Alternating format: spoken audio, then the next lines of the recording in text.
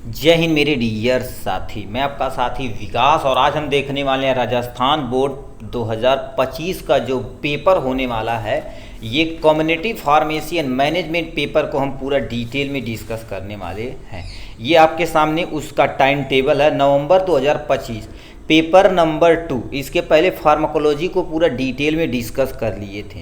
आज हम डिस्कस करने वाले थे कम्युनिटी फार्मेसी एंड मैनेजमेंट को एकदम A to Z तरीके से। ये देखा जाए तो पेपर कब होगा? 22/11/2025 यानी 22 नवंबर को ये पेपर होगा। ठीक है, अब इसको कैसे देखा जाए, कैसे करना है, सारी जानकारी इस वीडियो में कवर करने वाले हैं।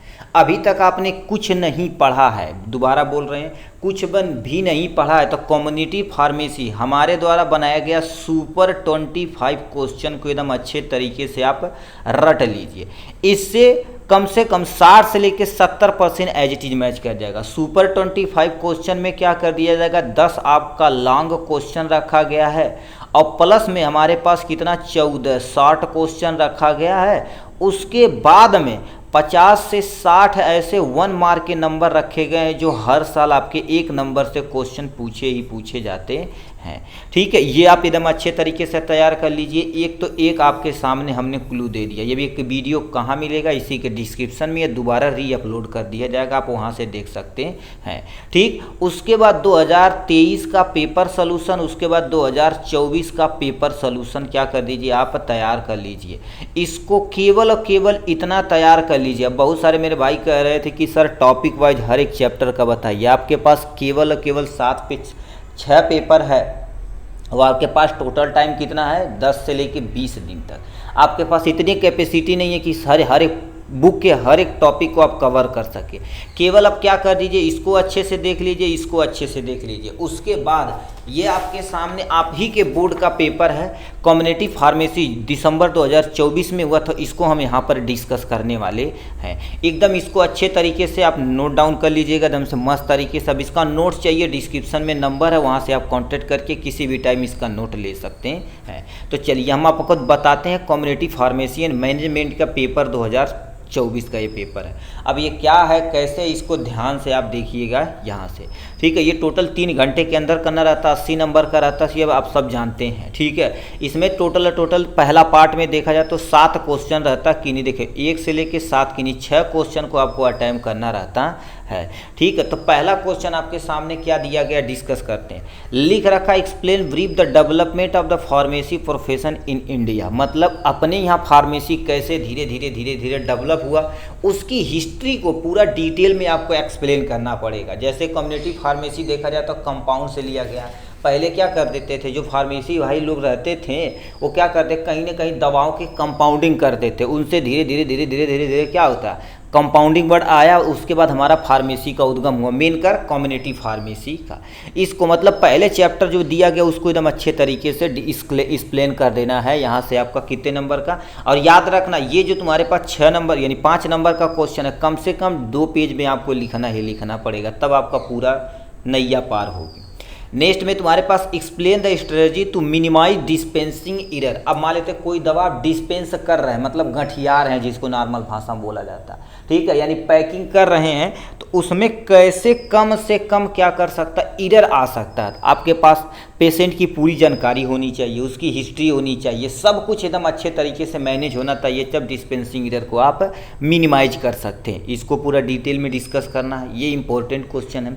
नेक्स्ट में discuss the need and important of communication bye pharmacy with other member of the health care profession. अब ये बहुत ज़रूरी है। जैसे मान लेते हैं आप फार्मेसी में हैं तो अदर मेंबर में चाहे डॉक्टर आ सकते हैं, नर्सेस आ सकते हैं, पेशेंट आ सकते हैं, कोई भी हो सकता। उसको कैसे कम्युनिकेशन करने के लिए क्यों जरूरी नीड होती है और काहे इंपॉर्टेंट होता है, इसको पूरा एक्सप्लेन करना पड़ेगा। देखिए, अब मान लेते हैं आप किसी MBBS डॉक्टर के पास कंपाउंडिंग के तौर पे आपके कंपाउंडर पे रखा गया कि मेडिसिन को डिस्पेंस करना, मतलब उनको देना है। तो आप बताइए कम्युनिकेशन सही से नहीं कर पाएंगे तो आपको दवा देने में परेशानी होगी। तो ये कम्युनिकेशन बहुत ज़रूरी है, नर्सेस से होना, पेशेंट से होना। जितना आप अच्छे तरीके से कम्युनिकेट होगे आपकी दुकान उतनी अच्छे से चलेगी। ठीक है, तो ये तुम्हें अच्छे पूरा डिटेल में बताना पड़ेगा। लिख रखा नेक्स्ट में, even with good profession fail to adherence to treatment of the common elaborate statement. अब लिख रखा है इलोबरेट द स्टेटमेंट, यानी आपको क्या करना पड़ेगा, अधरेंस तथा नॉन अधरेंस के बारे में, जैसे दवाइयों का उचित उपयोग के बारे में बताना पड़ेगा, ठीक है, उसको अधरेंस बोला जाता है, ठीक है, उसको पूरा अच्छे तरीके से यानी क्या करना पड़ेगा, एक्सप्लेन करना पड़ेगा। इलोबरेट इन स्टेटमेंट, हर एक स्टेटमेंट को अच्छे से लिखना पड़ेगा। क्यों? क्योंकि कोई भी प्रिस्क्राइबर लिखता है तो फेल क्यों हो जाता है, आपसे कम्युनिकेट नहीं हो पाता, आप सही से पढ़ नहीं पाते हैं, तो उससे क्या हो जाता है, आपका फेल हो जाता है। तो आपके बारे में उसकी नॉलेज होनी चाहिए। नेक्स्ट में तुम्हारे पास क्या लिख रखा है, discuss the EOQN QRQL or the method of inventory control. अब देखिए थोड़ा सा आपको बताते हैं इन्वेंट्री कंट्रोल के बारे में।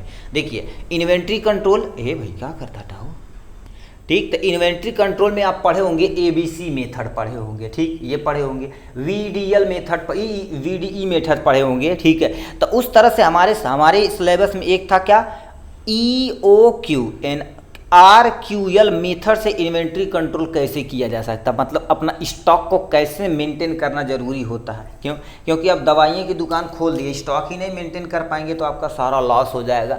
मान तो भर के दवाई ला रख लिए, बिक ही नहीं रहा, तो उससे बहुत सारी दिक्कतें हो सकती हैं, ठीक है। तो उसको कैसे मैनेज करना है, इसको आपको एक्सप्लेन करना पड़ेगा। 2 3 4 5 मेथड होता है जैसे, ठीक है। अब इसमें ये पूछ दिया EOQ और QRQL, ये मेथड पूछ दिया, नहीं तो कभी कभी ABC मेथड पूछ दिया जाता है, VED यानी वाइटल इसेंशियल एंड डिजायरेबल पूछ देता है, ठीक है। तो ये सब मेथड पूछा जा सकता है। नेक्स्ट में क्या लिख रखा, discuss the provision regarding OTC medication in India. OTC क्या होती है, ओवर द काउंटर, ऐसी दवा जो बिना प्रिस्क्रिप्शन के डॉक्टर के द्वारा आप ले सकते हैं, जैसे दर्द की दवा, गैस की दवा, अन्य दवाइयाँ ले सकते हैं, ठीक है। तो इस पर कैसे यानी प्रोविजन करना है, कैसे देखभाल करना है कि लोगों को मेंशन हो पाए, ठीक है। तो उसको कैसे एक्सप्लेन करना, उसको यहाँ पर पूरा एक्सप्लेन करना पड़ेगा एकदम अच्छे तरीके से। नेक्स्ट में तुम्हारे पास क्या लिखा, explain the procedure for measuring capillary good, ठीक है। अब देखिए ये good glucose using the glucometer. अब देखिए ये फर्स्ट ईयर में आप थोड़ा सा किए होंगे, ग्लूकोमीटर होता है तो उसमें क्या करे था, अपना ब्लड डाल के, बहुत पतली सी नली होती है, ऐसे पतली सी नली होती है, उसके द्वारा हम अपने ग्लूकोज के लेवल को मेंटेन करते हैं, मतलब मेजर करते हैं कैपिलरी मेथड से द्वारा। उसी को यहाँ पर क्या करना पड़ेगा, एक्सप्लेन करना पड़ेगा, नॉर्मल हमारा कितना होता है, कैसे किया जाता है, उसका चित्र बना देंगे, पूरा डिटेल में डिस्कस कर देंगे। तो मतलब ये 7 क्वेश्चन में से किन्हीं 6 क्वेश्चन को आपको अटेम्प्ट करना रहेगा, ठीक। अब नेक्स्ट क्वेश्चन क्या दे रखा है, पार्ट नंबर सेकेंड में टोटल 2 सेक्शन रहता। 8वें सेक्शन में टोटल 7 क्वेश्चन रहना, कि 6 क्वेश्चन को करेंगे, 6 3 का 18 नंबर यहाँ से, 4 क्वेश्चन यहाँ से, मतलब 4 क्वेश्चन यहाँ से करेंगे, 12 और 18 30 नंबर, यानी पार्ट ए से 30 नंबर, पार्ट बी से भी तुम्हारे पास क्या, पार्ट सेकेंड से भी 30 नंबर का क्वेश्चन पूछा जाता है। अब क्या लिख रखा, पहला explain the concept of the community pharmacy practice, मतलब कम्युनिटी फार्मेसी प्रैक्टिस को पूरा डिटेल में कौन सा कॉन्सेप्ट होता पूरा अच्छे से एक्सप्लेन करना पड़ेगा, ठीक। नेक्स्ट में क्या लिख रखा, डिस्कस द पेशेंट सेंटर, ठीक है, centre care activity and community pharmacist, मतलब कम्युनिटी फार्मेसी में देखा जाए तो पेशेंट का एक सेंटर केयर्ड होता है, जिसमें पेशेंट को क्या कर दिया जाता है, केयर करने के लिए बहुत सारी सुविधाएं दी जाती है, उसको अच्छे से क्या करना पड़ेगा, आपको एक्सप्लेन करना पड़ेगा, ठीक। नेक्स्ट में क्या लिख रखा तुम्हारे पास, SOP की क्या ज़रूरत होती है, right A note on SOP in community pharmacy. SOP क्या होती है, स्टैंडर्ड ऑपरेटिंग प्रोसीजर, मतलब कोई भी आप चीज़ कर रहे हैं तो एक लेवल होना चाहिए कि इसी के अकॉर्डिंग करना है। जैसे मान लेते हैं अभी ये है तो इसमें बताना है, तो ये तुम्हारे पास पार्ट सेकेंड है, इसमें 6 क्वेश्चन करना रहा है। उसे कोई भी दवाइयाँ कोई भी चीज़ करते हैं, जब प्रिस्क्रिप्शन पढ़ते हैं या कोई दवा का मैन्युफैक्चर करते हैं, तो स्टेप बाय स्टेप उस मशीन को कैसे चलाना है, इसमें क्या डालना है, किस मेथड से उपयोग करना, वो एक फ्लो चार्ट के रूप में लिखा होता, उसी को क्या बोला जाता बाबू, SOP बोला जाता, ठीक। अब उसको क्या कर देते, बड़े बड़े अच्छे प्रोफेसर क्या कर देते हैं, मेंशन करके लिखते हैं, ठीक है। उसी के अकॉर्डिंग आप काम करेंगे तो आपका त्रुटियाँ ही नहीं, एरर कम से कम आएगा, ठीक है। तो इसको थोड़ा सा आप ध्यान से देंगे, ठीक। नेक्स्ट में क्या लिख रखा बाबू, different type of communication, verbal communication, non verbal communication के अंतर्गत देखेंगे बॉडी लैंग्वेज आता, मोबाइल फ़ोन आता, बहुत सारा। तो वर्बल और नॉन वर्बल कम्युनिकेशन को थोड़ा सा आप क्या कर देंगे, यहाँ से एक्सप्लेन कर देंगे, काम बन जाएगा, ठीक। एनलिस्ट द वेरियर, ठीक है, barrier and corresponding study to overcome them of the patient counselling. Patient counselling को हम ओवरकम कैसे कर सकते हैं, मतलब पेशेंट काउंसलिंग करने के लिए क्या करना, उसकी हिस्ट्री, नेम, कब से दवाइयाँ चल रही है, दवा की हिस्ट्री, कौन सी बीमारी है, सब पूरा डिटेल में उसको डिस्कस करेंगे। ठीक, नेक्स्ट में तुम्हारे पास क्या लिख रखा, एक्सप्लेन द, यानी लिखा कॉन्सिक्वेंस ऑफ नॉन कॉम्प्लिएंसन, मतलब नॉन कॉम्प्लिएंसन को आपको पूरा डिटेल में अच्छे से दिखाई करना पड़ेगा। तो ये तुम्हारे पास 7 क्वेश्चन थे, किन्हीं 6 क्वेश्चन को आप अच्छे से अटेम्प्ट करेंगे, अपना काम हो जाएगा। ठीक, बट नीचे जो तुम्हारे पास क्वेश्चन दिया गया ये 9वां नंबर क्वेश्चन, इसमें से हर एक क्वेश्चन को आपको अच्छे तरीके से एक्सप्लेन करना पड़ेगा। ठीक है, इसमें देखिए ऊपर ओटीसी मेडिसिन लगाए थे, यहाँ पर भी ओटीसी मेडिसिन, लगभग सेम क्वेश्चन हो गया। 5 नंबर वहाँ, 3 नंबर यहाँ, 5 3 कितना हो गया, 8 नंबर भन से बन गया। अब 1-2 नंबर क्या कर दिया जाएगा, 1 नंबर में पूछ दिया जाएगा, 9-10 नंबर बन गया। कितना बढ़िया सटीक तरीके से। तो ये सब टॉपिक जरूरी होते हैं। ठीक है, तो इसको आज ही तैयार कर लीजिए। डिस्क्राइब द, ठीक है, describe the type of community pharmacy, कितने तरह के, फ्लो चार्ट ऐसे बना देंगे कहाँ कहाँ पर होता है उसको, जैसे फार्मेसी हो गया, हॉस्पिटल होगा, क्लिनिक हो गया, ठीक है, हेल्थ केयर हो गया, स्कूल यानी इंस्टीट्यूट हो गया, इन सब में क्या होता है कम्युनिटी फार्मेसी आप मैनेज कर सकते हैं। इसको एक्सप्लेन कर देना। नेक्स्ट में क्या लिखा, essay on the material management community pharmacy, मतलब कोई भी मटेरियल में मेन खास करके क्या होती है, दवाइयाँ। ठीक, दवाइयाँ कैसे अपनी मेंटेन करना है, कैसे क्या करना, वो सब कुछ यहाँ पर आपको एक्सप्लेन करना पड़ेगा। नेक्स्ट में तुम्हारे पास explain the detail sale of OTC medication, OTC over the counter medicine, यानी ड्रग्स को, यानी दवाइयाँ को कैसे आपको क्या करना है, सेल करना है। ठीक, देखिए नॉर्मल कोई बीमारी रहे तो हम दे सकते हैं, बट बहुत तगड़ी बीमारी रहे तो उसमें हम क्या कर देना, पूरा देखना पड़ेगा। जैसे ओटीसी मेडिसिन बिना पर्चे की दी जाती है, तो उसमें भी हमको देखना पड़ेगा कि पेशेंट ज़्यादा तो सीरियस नहीं है, ज़्यादा सीरियस होगी तो उस दवाइयों को हम नकार देंगे, यानी देंगे नहीं। ठीक है, तो ये सब हो सकता है। BMI body mass index, how to calculate, इसके लिए तुम्हारे पास क्या होना चाहिए, आपका वेट पता होना चाहिए केजी में और हाइट पता होना चाहिए मीटर में। जैसे अब थोड़ा सा आप यहाँ से हम क्या कर देते हैं, BMI का फार्मूला, ये आप फर्स्ट ईयर सोशल फार्मेसी में पढ़े होंगे।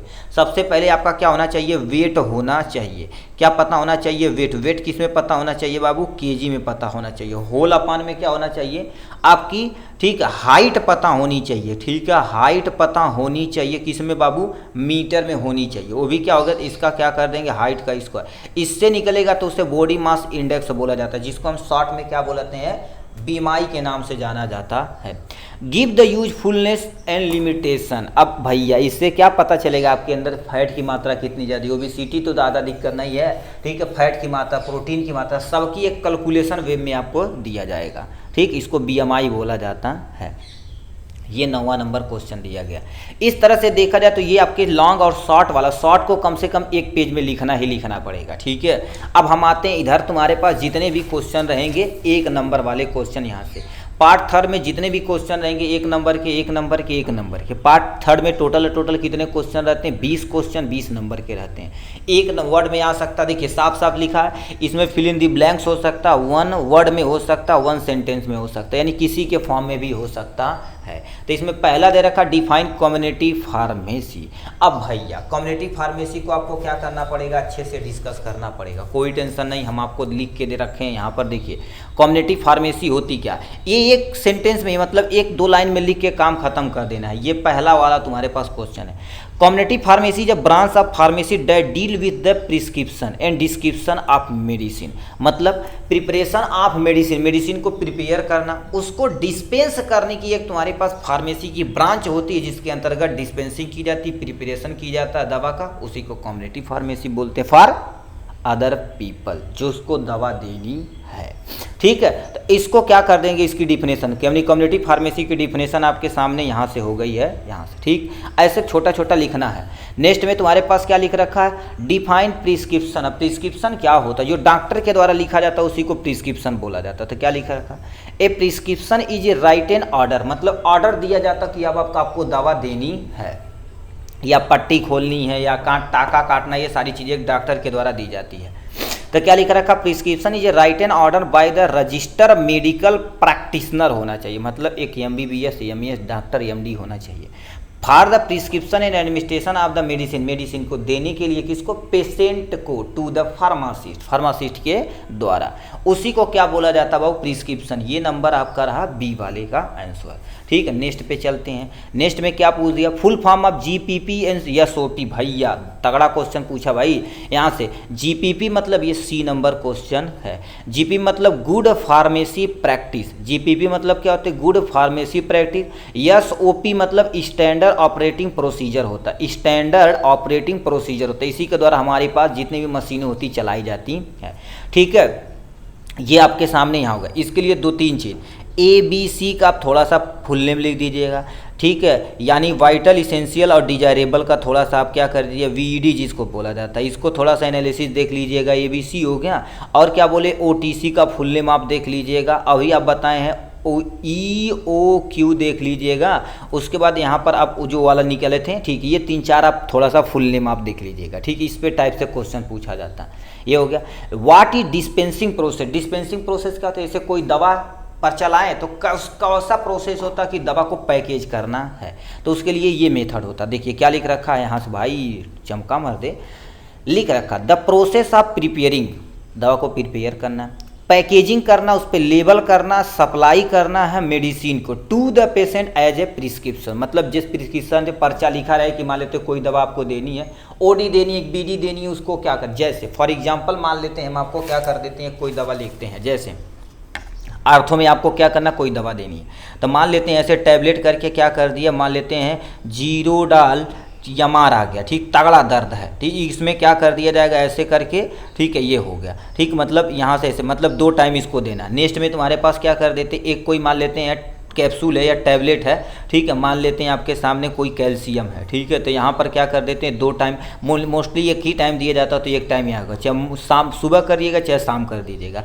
अब मान लेते हैं कोई एक कैप्सूल देना है, ठीक है, तो यहाँ से मान लेते हैं कैप्सूल देना, जैसे क्या हो गया, मान लेते हैं आपको सामने क्या देगा, पेंटा आपको DSR देना है, ठीक है, तो इसमें क्या कर देते हैं, मतलब एक टाइम आपको देना है। तो ये ऐसा कहीं भी या कहीं कहीं इसको क्या कर दी जाती है, ऐसे BD लिखा जाता है, इसको OD लिखा जाता है, इसको भी OD लिख दिया जाता है। अब इसको जैसे अब करना क्या है, जैसे मान लेते हैं अब कह देगा तुम्हारे पास डॉक्टर 5 दिन की दवाई देनी, तो ये 2 टाइम चलेगा, तो इसको कितना टैबलेट चाहिए, 10 टैबलेट चाहिए, एक टाइम चलेगा तो 5 टैबलेट चाहिए, एक टाइम चलेगा तो 5 टैबलेट, अलग अलग पर्ची में इसको क्या कर देंगे, पैक कर देंगे। इसी को क्या बोला जाता है हमारे पास, ठीक है, प्रिस्क्रिप्शन में जो लिखा रहता, प्रिपेयर करना, पैकेजिंग करना, लेबलिंग करना, लेबलिंग की सुबह खाना, शाम खाना, कैसे खाना, ये सब कुछ लेबल करना, उसका सप्लाई करना टू द पेशेंट, पेशेंट को देना according to prescription.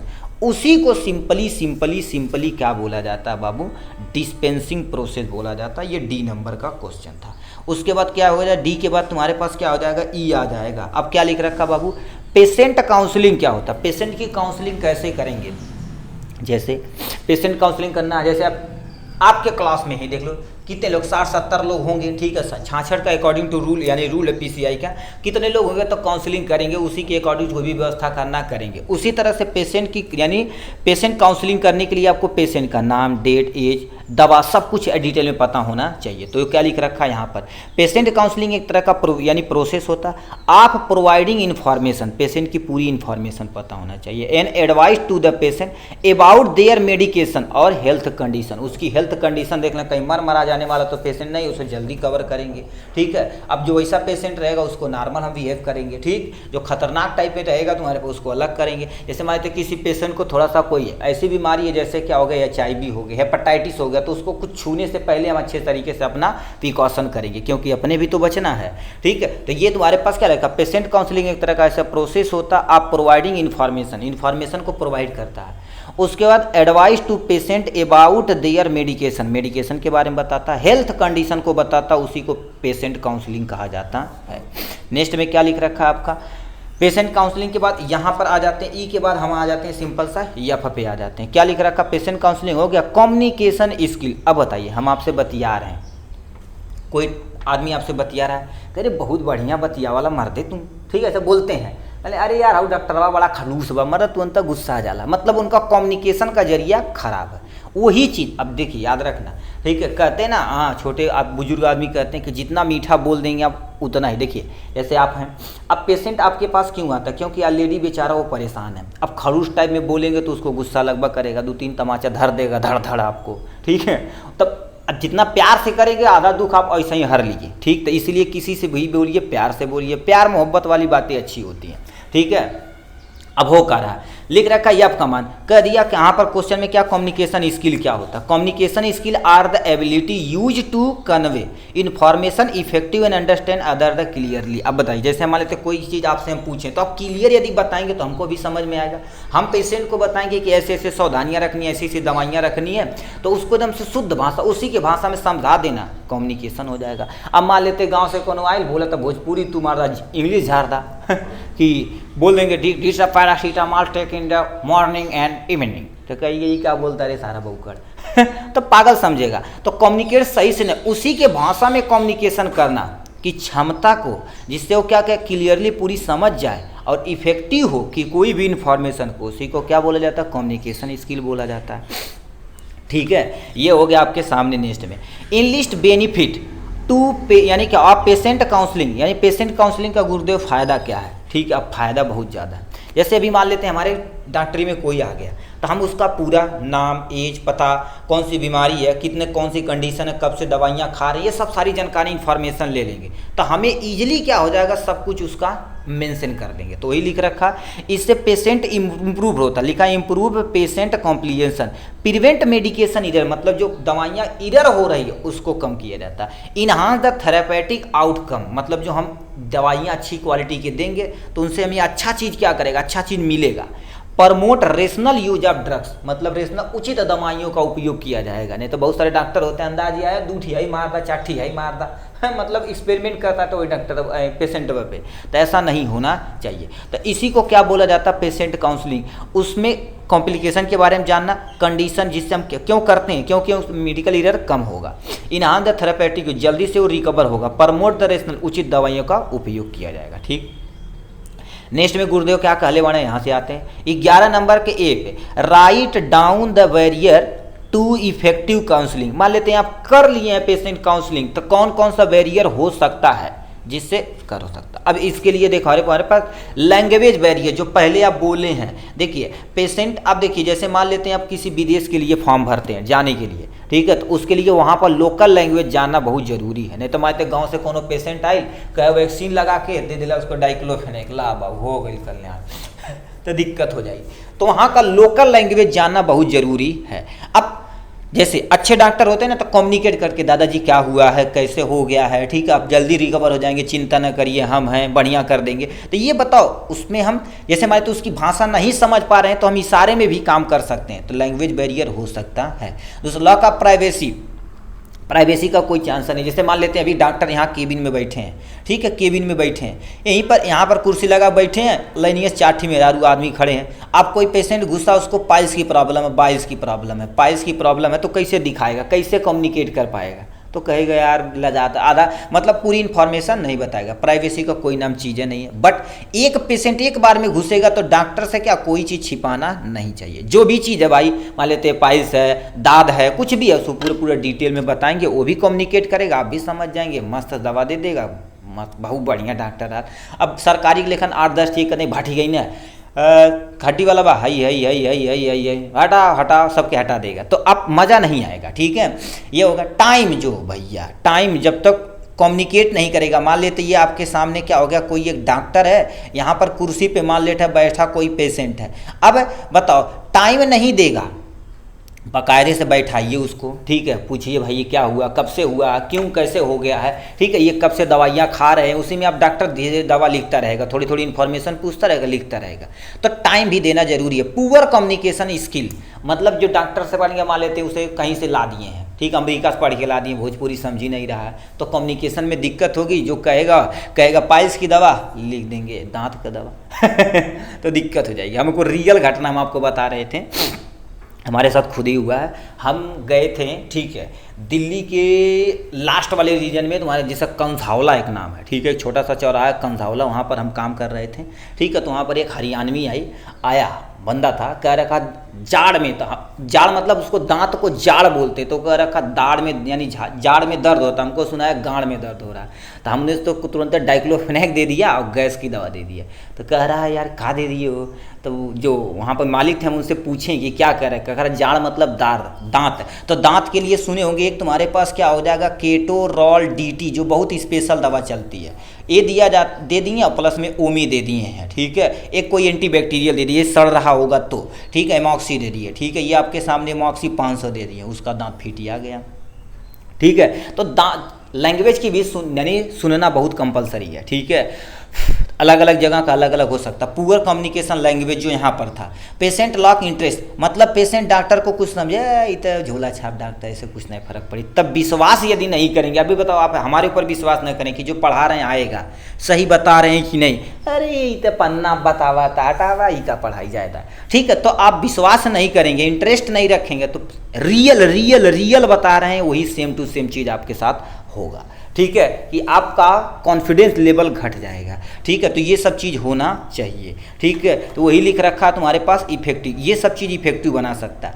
Right the different stage patient counselling, कौन कौन सा स्टेज हो सकता है, इसके लिए तुम्हारे पास 3-4 इंट्रोडक्शन, एसेशन और काउंसलिंग, ये 3 स्टेज है जो पेशेंट काउंसलिंग के लिए प्रयोग किया जाता है, ठीक। थोड़ा तेजी से चलते हैं भाई इधर। डिफाइन द यानी पेशेंट पैकेज इंसर्ट, जिसको PPI के नाम से जाना जाता है। अब पेशेंट इन्फॉर्मेशन, अब देखिए इसको कंफ्यूजिंग नहीं करना, ठीक है। तो इसको अभी थोड़ा सा लिख देते हैं, PIL होता है, जिसको पिल के नाम से जाना जाता है, ठीक है। इन दोनों को समझिए। पहले पेशेंट यानी पेशेंट पैकेज इंसर्ट क्या समझते हैं, ये क्या होता है, देखिए ध्यान से सुनिए, इसको फुल स्टॉप करते हैं। Write written information provide along with the medicine package for the patient guidelines and safety, मतलब होता क्या, इसको अभी छोड़ दो तुम। मान लेते हैं हमने कोई दवा खरीदा, तो डिब्बा देखेंगे, डिब्बा के अंदर दवा होती, दवा के अंदर क्या होती है, एक छोटी सी पर्ची होती है, जो पर्ची होती है वही क्या कहलाती है आपके सामने, ये वाला PPI यानी पेशेंट पैकेज इंसर्ट होता है, ठीक। अब ये होता क्या, दवा की पूरी इंफॉर्मेशन इस पर्ची पे लिखी होती, किसके लिए, पेशेंट के लिए और सेफ्टी के लिए, ठीक।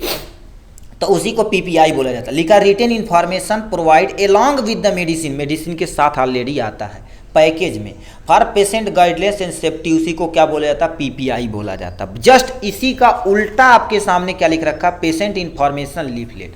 अब ये पेशेंट से रिलेटेड है, ये क्या लिख रखा, प्रिंटेड लीफलेट होता containing detail about drugs it uses, side effect, precaution for the patient, ये पेशेंट के लिए होता है, ठीक है। उसमें उस पेशेंट का एज वगैरह सारा चीज़ तुम्हारे पास लिखा होता है, ठीक। तो इसको आप थोड़ा सा मैनेज करके देख लीजिएगा, काम हो जाएगा, ठीक। नेक्स्ट में क्या लिख रखा आपके सामने, यहाँ पर आते हैं, ठीक है। ई नंबर क्या दे रखा, लिख रखा मेडिकल अधरेंस, मेडिकल अधरेंस के बारे में बताना, यहाँ से देखिए लिख रखा, the extent to be the patient take medicine as the prescribe, ठीक है, बाय द प्रोफेशन प्रोवाइडर, नहीं हेल्थ केयर प्रोवाइडर। कहने का मतलब कोई एक अच्छा डॉक्टर आपको जो दवा प्रोवाइड करता, उसी को हम क्या कर देना है, इनटेक करना है, ठीक है।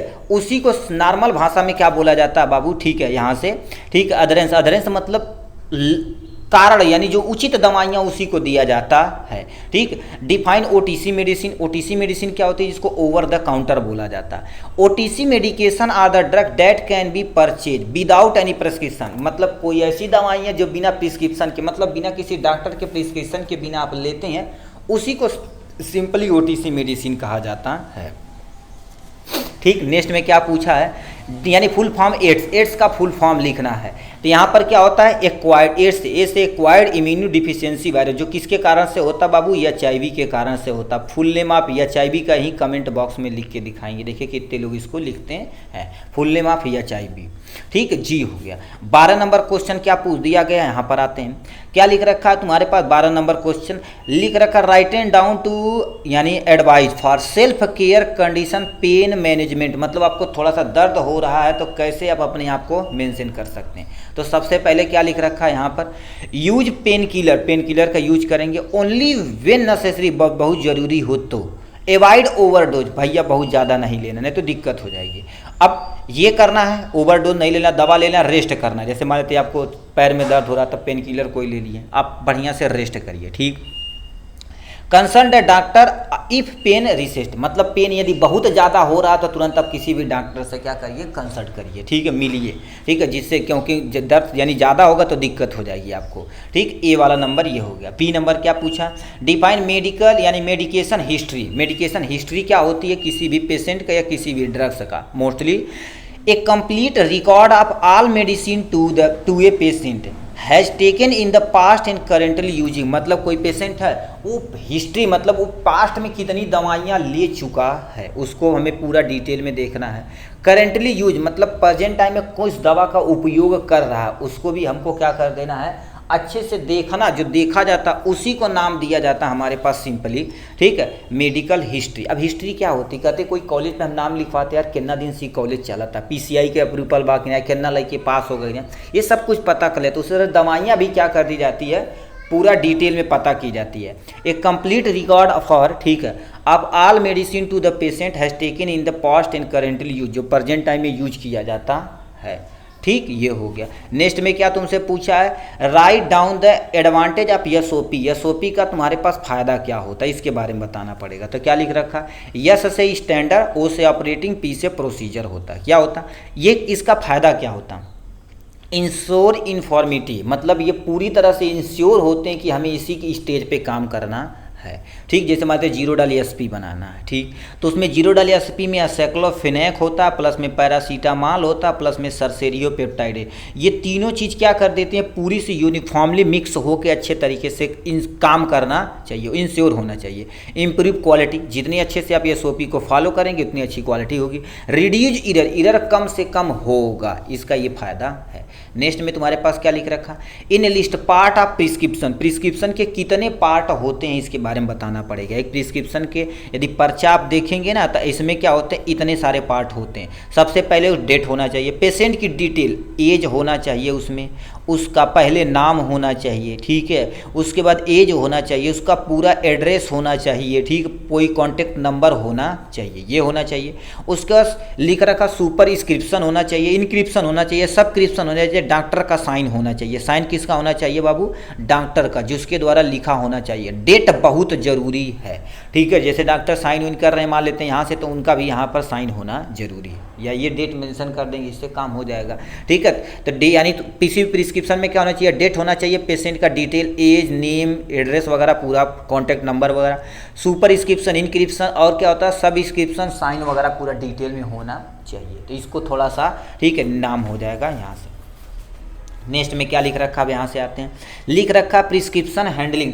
जैसे मान लेते हैं प्रिस्क्रिप्शन कोई पेशेंट दे रहा है, डॉक्टर से लिखवा के लाए, पेशेंट आपको दे रहा है, तो उसको हैंडल कैसे करना है, ठीक है। तो लिख रखा द प्रोसेस ऑफ रिसीविंग, पहले उसको क्या करेंगे आप, रिसीव करेंगे।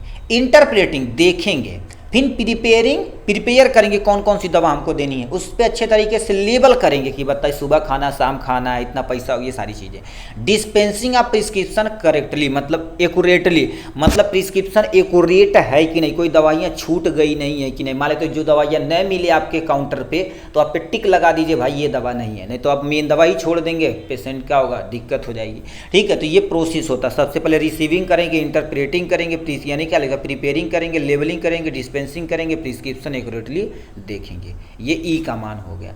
नेक्स्ट में तुम्हारे पास लिखा डिफाइन गुड डिस्पेंसिंग प्रैक्टिस, यदि अच्छा डिस्पेंसिंग प्रैक्टिस है तो क्या करना चाहिए, प्रैक्टिस दैट इंश्योर करेक्ट होना चाहिए, सेफ होना चाहिए, इफेक्टिव होना चाहिए, delivered of medicine to the patient while maintaining the quality and accuracy भी देखनी जरूरी होती है। क्या क्या होना चाहिए, कोई प्रैक्टिस एकदम से भयानक टाइप में, देखिए इसीलिए बोलते हैं ना, जितने पुराने डॉक्टर होते हैं प्रैक्टिस इतना ज़्यादा कर लेते हैं कि मतलब दवा दे, पेशेंट देखते ही नहीं। अब आजकल के डॉक्टर क्या हैं, का भैया तुरंत ब्लड जान लिख लें, 2000 का ला बाबू, जा कर लावा ठीक है। अब बताइए कोई भी अनुभव फार्मासिस्ट रहे तो एटलीस्ट लगभग बढ़िया से यदि पढ़ा रहेगा तो, ठीक है, बढ़िया से पढ़ा रहेगा तो वो बताइए जो आप जांच करवा रहे हैं उसी को देख के ही आपको क्या होगा, दवाई देगा। बट हो क्या रहा, यहाँ पर तुरंत ही डॉक्टर क्या कर देगा दवा, क्योंकि उसमें कमीशन तगड़ा मिलता, जांच करवाएगा बल भर, उसके बाद क्या कर देगा जचवन सब पैसा चल गया, जितनी रिक्वायरमेंट दवा थी उतना आप ले ही नहीं पाए, ठीक है। तो ये दिक्कतें हो सकती हैं। यानी प्रैक्टिस दैट इंश्योर करेक्ट होना चाहिए, सेफ होना चाहिए, इफेक्टिव होना चाहिए, delivery to the of medicine to the patient, patient को जो भी दवा डिलीवर हो रही है वो सही होना चाहिए, सेफ होना चाहिए, इफेक्टिव बढ़िया से मेंटेन होना चाहिए, वाइल मेंटेनिंग द क्वालिटी, बढ़िया क्वालिटी की दवा रहेगी तो अच्छे से काम करेगी, एक्यूरेसी भी होनी चाहिए। तो ये आपके सामने टोटल क्या रहा, तो भाई किसके बारे में इजीली हमने बता दिया, सिंपली, इजीली या सिंपली देखा जाए तो डिस्पेंसिंग प्रैक्टिस के बारे में। तो इस तरह से देखा जाए तो आपके सामने हमने पूरा A to Z community pharmacy को पूरा मेंशन कर दिया। Super 25 question of paper solution देख देखना प्लीज़ ज़रूर न भूलिएगा, नहीं तो आपको दिक्कत हो जाएगी। ये आप अच्छे से पढ़ लेंगे तो आपकी नैया पार हो जाएगी। ठीक, अब ज़्यादा क्या करेंगे, 10 दिन के अंदर आपका सारा ये जो तुम्हारे पास 4 बचा हुआ है, ठीक है, इसको संघ से ख़त्म कर दिया जाएगा। क्या बचा, बायोकेमिस्ट्री बचा, फार्माकोथेरेपेटिक जो आसान है, बायोकेमिस्ट्री भी आसान है, हॉस्पिटल अल्लाह थोड़ा सा इन्फॉर्मेशन चीज़ें इसको पढ़नी पड़ेगी। ठीक, तो चलिए आज के लिए बस इतना ही, फिर मिलेंगे नेक्स्ट वीडियो में नेक्स्ट टॉपिक के साथ। तब तक के लिए bye bye and take care.